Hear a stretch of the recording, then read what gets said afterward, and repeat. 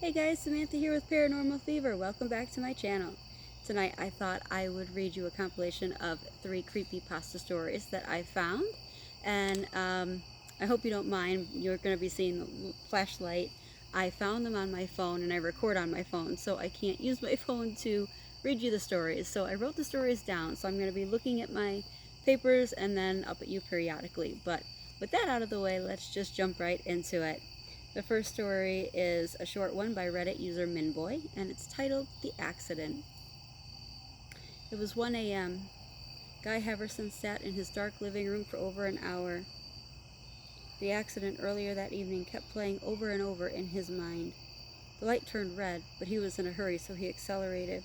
An orange blur came from his right, and in a split second there was a violent jolt. A bicyclist rolled across the hood of his car and fell out of sight on the pavement. Horns blared angrily, and he panicked. He stepped on the gas, screeching away from the chaos into the darkness, shaken and keeping an eye on his rearview mirror until he got home. "Why did you run, you idiot?" he told himself. He had never committed a crime before this, and punished himself, imagining years in jail, his career gone, his family gone, his future gone. "Why not just go to the police right now? You can afford a lawyer," he said. Then someone tapped on his front door, and his whole world suddenly crumbled away beneath him. "They found me," he thought. There was nothing he could do now but answer it. Running would only make matters worse. His body trembling, he got up, went to the door, and opened it. A police officer stood under the porch light. "Mr. Haverson?" asked the grim officer. He let out a defeated sigh. "Yes, let me. I'm terribly sorry, but I'm afraid I have some bad news. Your son's bike was struck by a hit-and-run driver this evening, and he died at the scene. I'm very sorry for your loss." This next story I found on Pinterest under Sydney Screamer. Ever since I can remember, I've had an aversion to pickles. When I was little, my grandmother would send me down cellar to bring up a jar for sandwiches for lunch, or maybe a jar of marmalade for breakfast.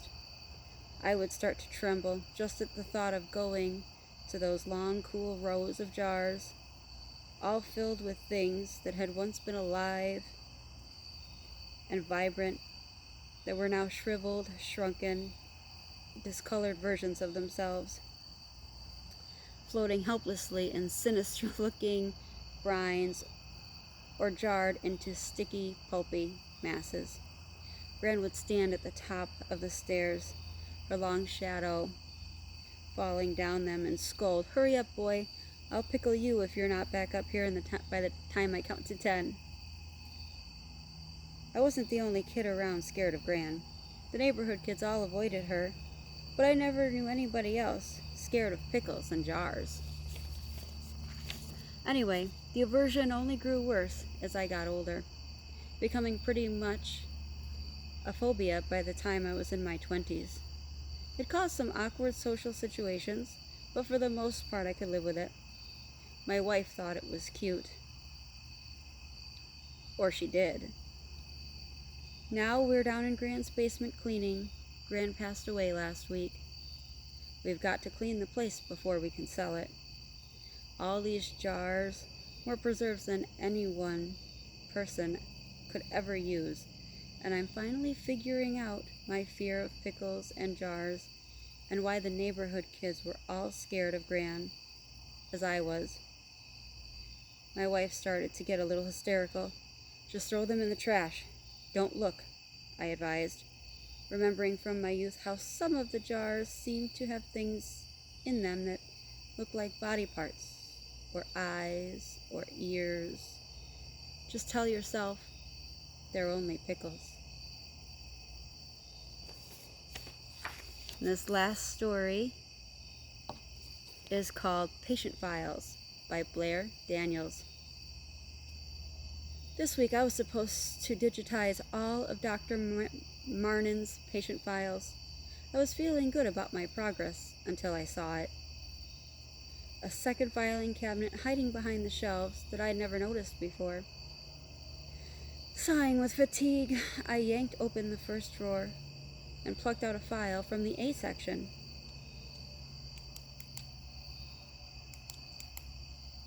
Sorry.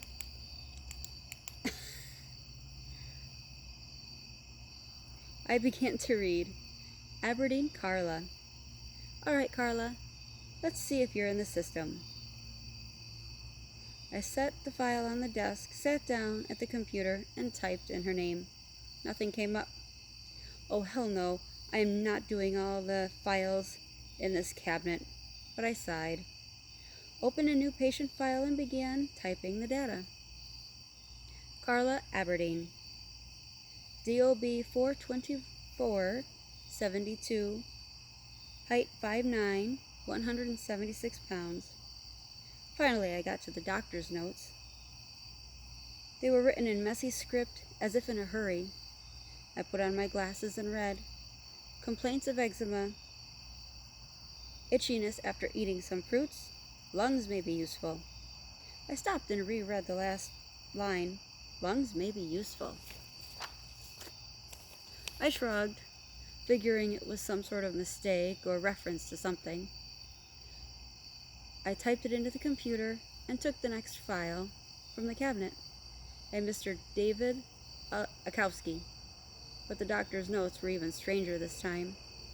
Family history of heart attacks, large skin surface area.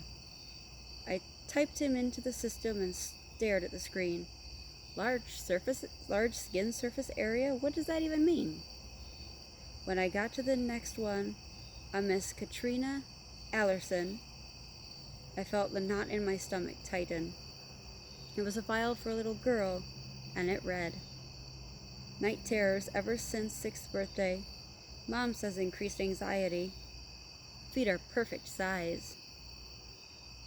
I rolled away from the computer, heart pounding. I picked up the file and studied it. There must be an explanation. But I couldn't think of anything. I took a deep breath, then picked up the phone and dialed the number on Katrina's file. Well, what will you say? I thought. I didn't even know. I just had a terrible, nagging feeling and wanted to do something about it. But I wasn't in luck. Boop, boop, boop. We're sorry. You have reached a number that has been disconnected. What are you doing? I whipped around. Dr. Marnin was standing in the doorway, his arms crossed over his white coat. I was digitizing the files like you told me. I stammered, slamming the phone down. Not those files. He violently grabbed the files from the desk, shoved them back into the filing cabinet, then pulled a small key from his pocket and turned the locks on each drawer. Click, click, click. Finish this up, okay? I nodded, and then he was gone. The silence pressed in. The waiting room was empty and still. I checked the clock, 4:45. No more patients would be coming in the office now. So I did what any reasonable person would do. I shut down my computer, grabbed my coat, and started for the door. As I hurried toward the exit, I saw Dr. Marnin at the end of the hall. He was opening a door, the door that he told me went to the supply closet. But beyond him, I could see a set of stairs snaking down into the darkness. That one's interesting. What did you guys think of the stories? They're short. I liked how that last one kind of leaves you wanting more. What's down there? What's he up to? Let me guys know, have any of you heard of these stories? What'd you think? Comments below. I love searching creepypastas and spooky Reddit stories, and I have a lot more planned for October as well. So yeah, that is all that I have for you tonight, and I will be back Tuesday with more spooky content. Bye guys!